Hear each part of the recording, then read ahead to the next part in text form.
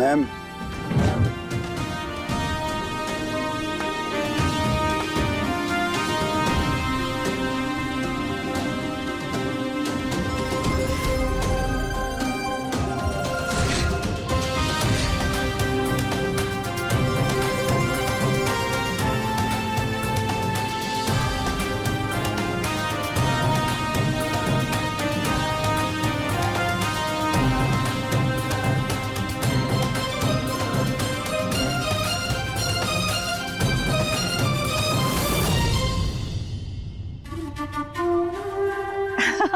पुष्पा दीदी, मैं तो आपको बुला।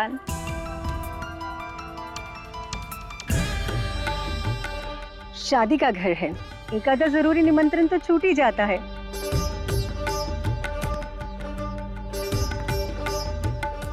तू कहीं हमारी मीठी नजर ना लगे।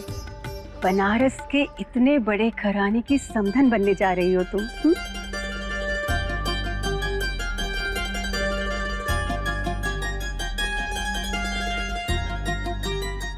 हमारा आशीर्वाद है, खूब फले फूले हमारा भांजा राजीव।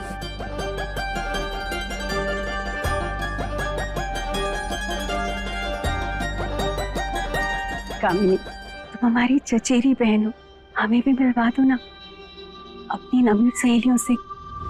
क्या पता हमें भी सुंदर और सुशील लड़की मिल जाए हमारी रणवीर के लिए।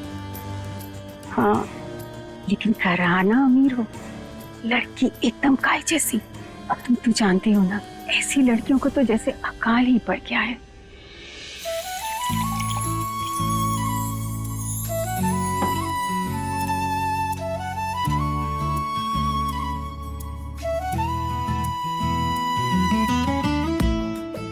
नमस्ते सर। नमस्ते। मेरी टॉपर, मेरा अभिमान, मेरी बेटी ने आज तक मेरी कोई बात नहीं काटी और उसका जो नतीजा है ना, वो आप सबके सामने। कॉन्ग्रेचुलेशंस बेटा। पापा, थैंक यू सर। पूरे जिले में टॉप करने के लिए। बैठो। ये लीजिए कलेक्टर साहब। सरपंच साहब। पापा, प्रदेश सरकार आपको सम्मानित करने जा रही है और हाँ, युवाओं के लिए सरकार की ओर से कुछ वैकेंसीज निकली है, अब अप्लाई कीजिए। बाकी अपॉइंटमेंट लेटर भिजवाना हमारा काम। वैसे आगे का क्या सोचा है? सर मैं सोचने की टेंशन इसके पापा की है कलेक्टर साहब। अरे आगे इसकी शादी कराएंगे धूमधाम से और आप लोगों को तो निमंत्रण जाएगा ही। कलेक्टर साहब, मेरा फोकस बेटियों की पढ़ाई लिखाई पर सबसे ज्यादा रहता है, क्योंकि मेरा मानना है कि पढ़ी लिखी बेटियां, जागरूक बेटियां हर जगह कामयाब हैं, चाहे वो कामकाज हो या फिर शादी गृहस्थी। चाचा जी,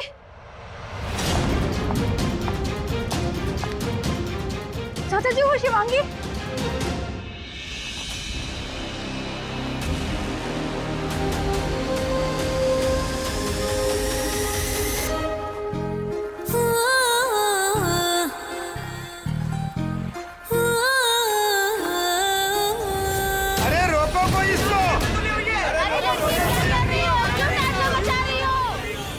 आजकल तांडव मचाना ही पड़ता है, वरना कानों तक बात नहीं पहुंचती। हर हर महादेव।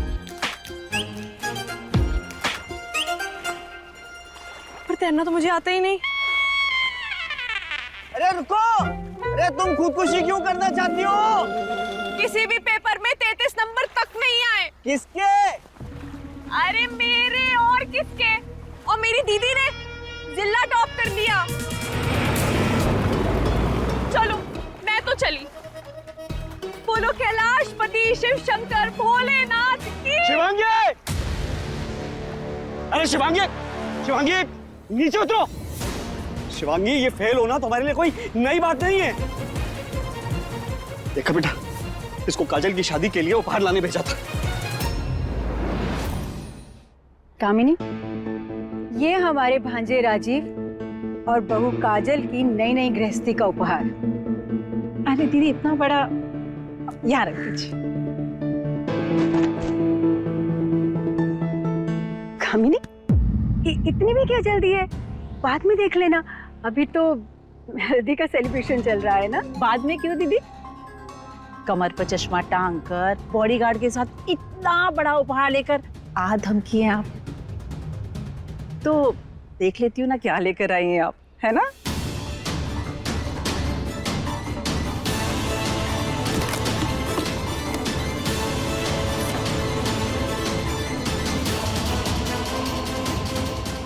Pressure cooker?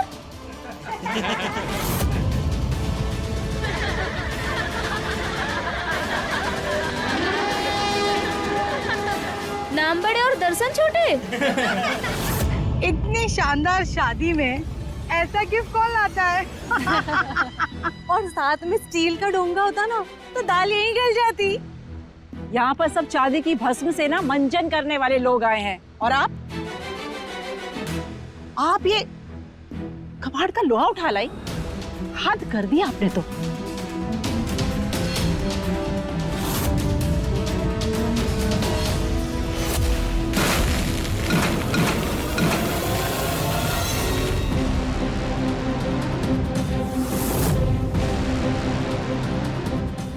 सारा बनारस जानता है कि आपकी रईसी है ना खाक हो चुकी है। और ये किराए के बॉडीगार्ड, ये दोनों किराए की गाड़ी। मुझे तो लगता है कहीं ऐसा ना हो इनका खर्चा उठाने के लिए आपको अपनी किडनियां बेचनी पड़ जाए। मेहरबानी करके बारात के टाइम पर यहाँ मत रहिएगा। जहाँ भागी ने धकेला है ना वहीं रहिएगा, अपनी फर्ज में। तुमने हद कर दिया शिवांगी। अभी के अभी नीचे उतरो, घर चल करके बात करते हैं। नहीं नहीं नहीं, मैं तो नहीं आने वाली। पता है ना मैं नीचे आई तो पापा क्या करेंगे। याद है ना इनकी धमकी।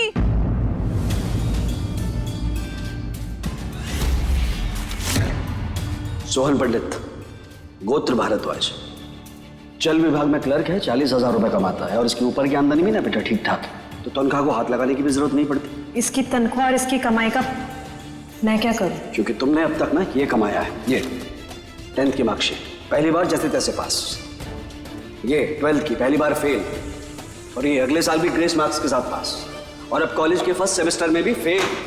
एक बार फेल होने का मतलब होता है 1 साल का बर्बाद हो जाना। तुम्हें ये बात समझ में क्यों नहीं आती है कि पढ़ना जरूरी है, लेकिन इस तरह बार बार फेल होकर टाइम वेस्ट करके तुम्हारी उम्र निकली जा रही है। पापा मैं कोशिश ना, मैं तुम्हें नहीं पढ़ा पाऊंगा। पूजा की शादी के तुरंत बाद तुम्हारी शादी इससे करवा रहा हूं बस। माना मैं थोड़ी सी झल्ली हूँ, मेमोरी प्रोसेसर भी स्लो है मेरा, लेकिन फिर भी मैं पढ़ना चाहती हूँ। और देखो सच बात तो ये है ना कि हार कर जीतने वाले को ही पास। शिवांगी संभालो। अरे ध्यान से। आत्महत्या करना कोई सॉल्यूशन नहीं है। तिवारी जी, आपको पता है ना देश में बेटी पढ़ाओ बेटी बचाओ अभियान जारी है। जी। अब तो बचाइए ना, वादा कीजिए। आप अपनी लड़की की शादी नहीं करेंगे। नहीं तो ये आत्महत्या के लिए उकसाने का मामला बनेगा। इंस्पेक्टर साहब कार्रवाई कीजिए, हथकड़ी बनाइए ना।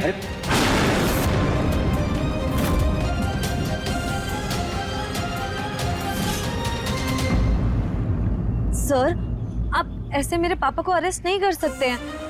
आजमगढ़ में बहुत रिस्पेक्ट है हमारी फैमिली की।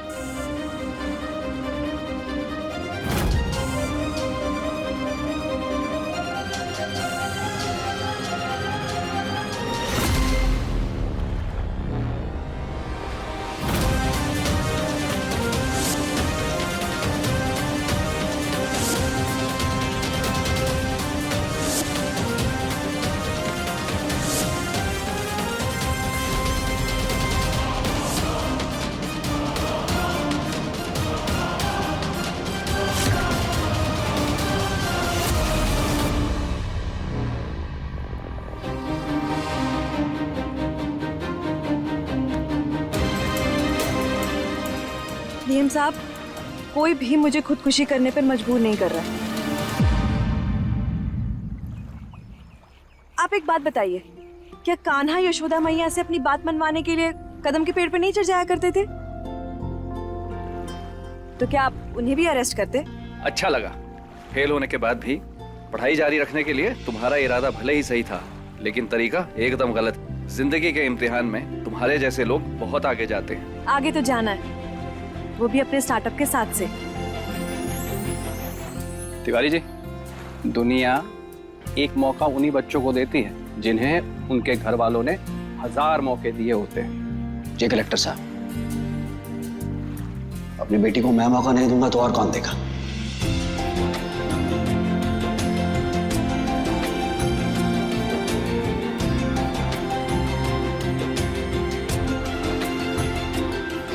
पापा, पापा, पापा।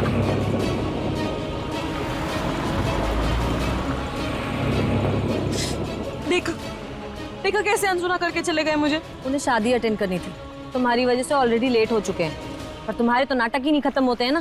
दी, मुझे थोड़ी ना पता था कि पुलिस के साथ साथ वो टीएम भी आ धमकेगा।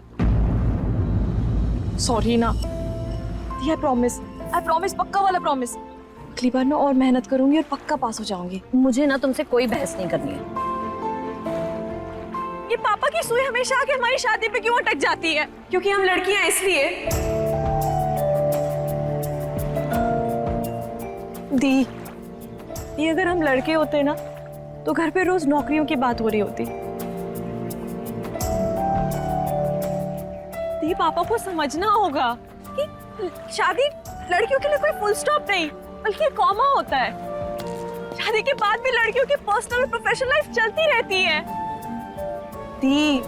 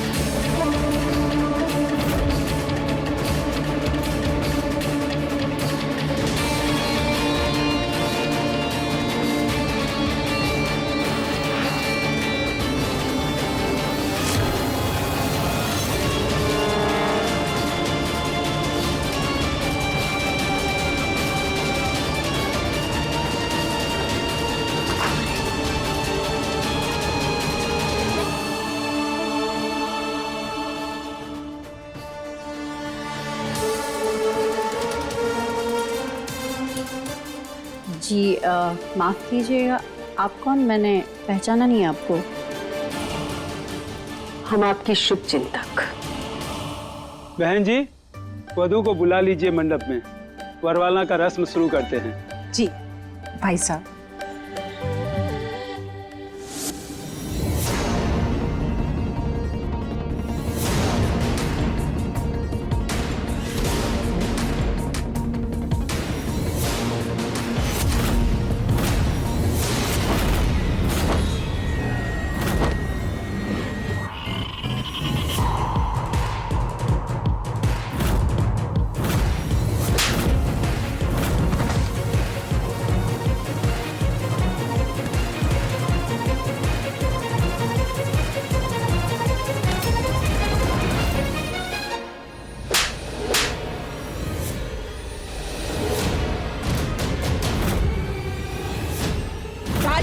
ये क्या बदतमीजी है? बदतमीजी अभी आपने देखी कहाँ है। वो तो भला हो उस औरत का जिन्होंने वक्त रहते आपकी सच्चाई मुझे बता दी। पुष्पा जी,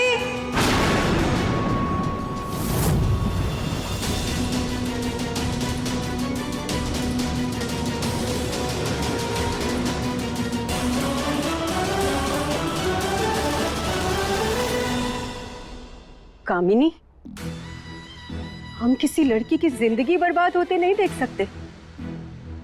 हम तो सिर्फ काजल को नजर का टीका लगाने गए थे, तब हमें पता लगा इस लड़की की तो ये पहली शादी है, जबकि हमारे भांजे राजीव की तो दूसरी। या वैसे कहें तो तीसरी। ये देखिए, देखिए इस लड़की को तो शादी से पहले ही प्रेग्नेंट करके छोड़ दिया था राजीव ने कोलकाता में।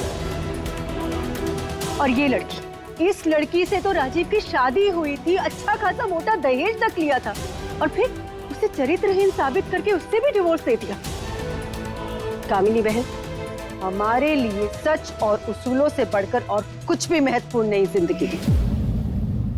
अब पता चला कि आपने हमें कलकत्ता आने से क्यों मना किया, क्योंकि आपकी इस बेटी की सच्चाई हमारे सामने आ जाती। हाँ नहीं नहीं भाई साहब, ऐसी कोई बात नहीं है। ये चुड़ैल ना हमें बदनाम।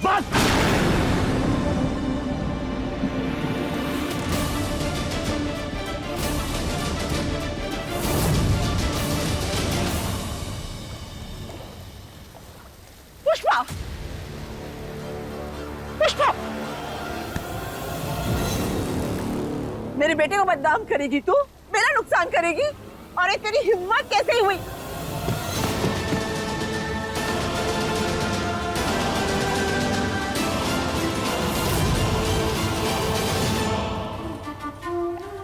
ये मंगल का रत्न है, इसे हम अपने गुस्से को काबू में रखने के लिए पहनते हैं, और जब गुस्से को बेलगाम करना होता है ना तो उतार देते हैं।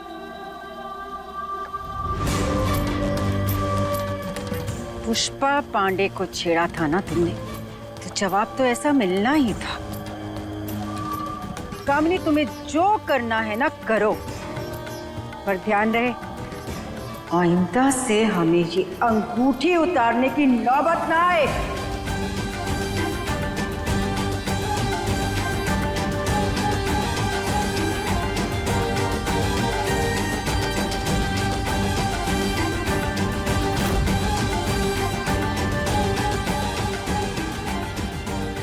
और एक बात याद रखना, तुम्हारे जीते जीना ये पुष्पा पांडे एक रईस खानदान की लड़की ना बहू बनाकर अपनी चौखट उतारेगी।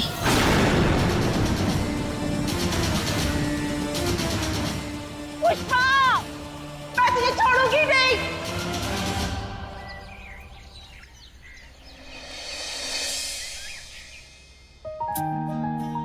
हाँ अम्मा, पुष्पा जी, अगर पुष्पा जी वहां ना होती ना तो काजल उस दरिंदे के चंगुल में फंस जाती।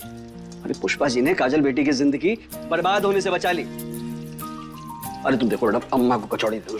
ये लो अम्मा, ये गरम गरम कचौड़ी।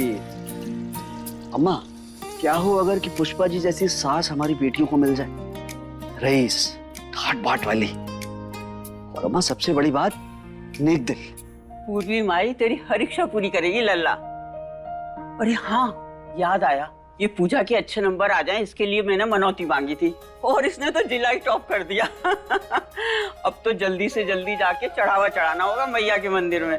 हाँ तो अम्मा आज ही चलते हैं मंदिर। हाँ। अरे मंदिर क्यों दादी अम्मा? तेरी बुद्धि ठीक करने के लिए मेरे लल्ला को गिरफ्तार कराएगी।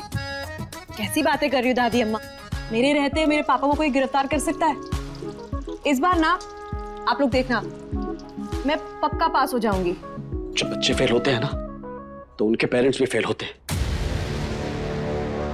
6 महीने पहले तुमने मेरा भरोसा तोड़ा ही था, और मेरी इज्जत की धज्जियां अभी इसने गांव वालों के सामने उड़ाई। अरे पूजा बेटा, सॉरी। अरे बेटा आजा, अच्छा बेटा देखो।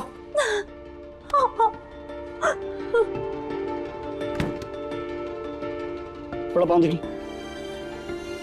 पापा ये टूथपेस्ट लगा लीजिए, इससे फफोला नहीं पड़ेगा। बस थोड़ा जलेगा।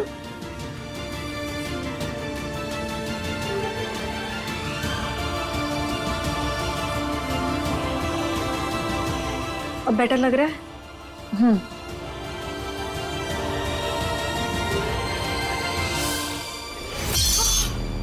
शिवांगी संभाल के उठा, जल गई क्या? अरे बेटा अपना ध्यान रखो, वो ठीक है।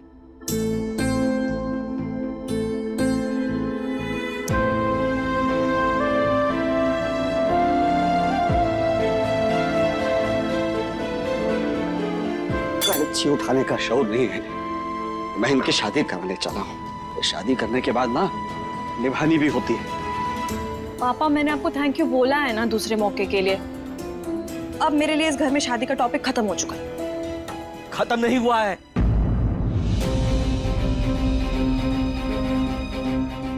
सिर्फ टला है। एक बार शादी की उम्र निकल गई ना तो अच्छे लड़के नहीं मिलते। हाँ पापा, बिल्कुल सही कहा आपने, क्योंकि शादी की उम्र तो सिर्फ लड़कियों के लिए तय की गई है ना।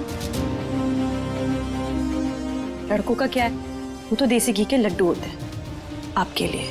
बात का बतंगड़ मत बनाओ। तुम्हारी मां के जाने के बाद मैंने अकेले तुम दोनों को पाल पोस कर बड़ा किया है। अपनी तरफ से हर कोशिश की कि तुम्हें अच्छी शिक्षा दूं ताकि तुम्हें अच्छा परिवार मिल सके, लेकिन तुम कभी नहीं समझोगे। तुमने अपने बाप को कभी समझा ही नहीं। पापा पैसा क्यों कह रहे हैं, क्यों नहीं समझूंगी? अभी तक समझ पाई? तुम श्योर हो कि तुम दूसरी बार में पास हो जाओगी? अरे पापा, दूसरी बार में तो हमेशा पास हो ही जाती हूँ ना,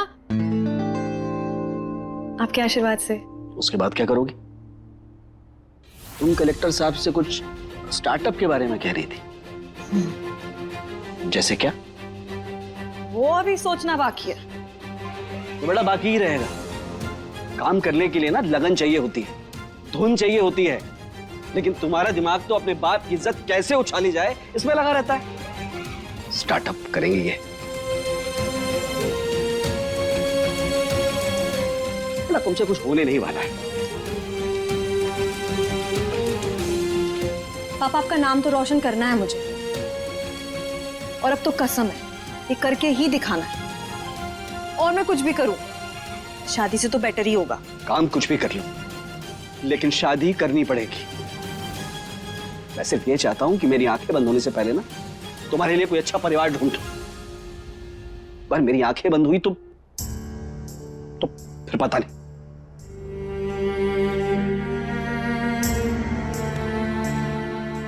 मेरा कन्यादान आप ही करेंगे, और ससुराल का क्या है, वो तो अच्छा मिल ही जाएगा। और अगर क्या? और अगर टेढ़े मिले तो सीधा कर दूंगी। आखिर वहां रहना है तो रहने लायक बनाना भी तो पड़ेगा ना।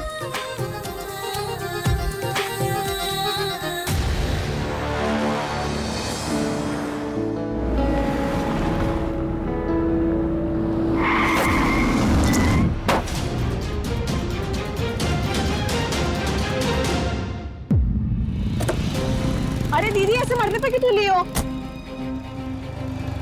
क्या हुआ? मालिक, दया करिए मालिक। हमारी बात सुनिए।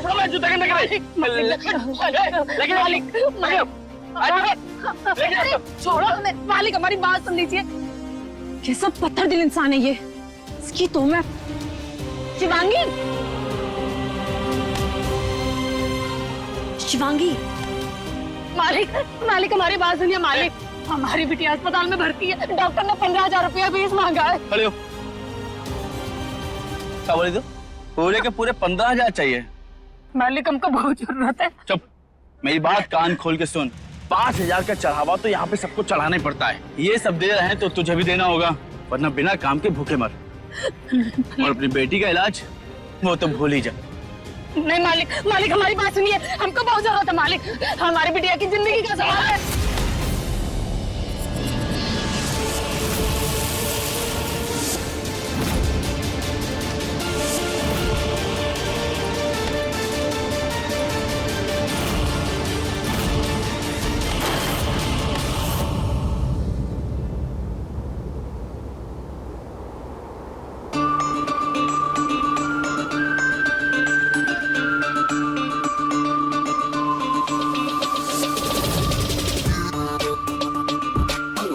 क्या बोले थे? मालिक के राज में इनका ये सब नहीं चलने वाला है। दीदी आप ठीक तो है?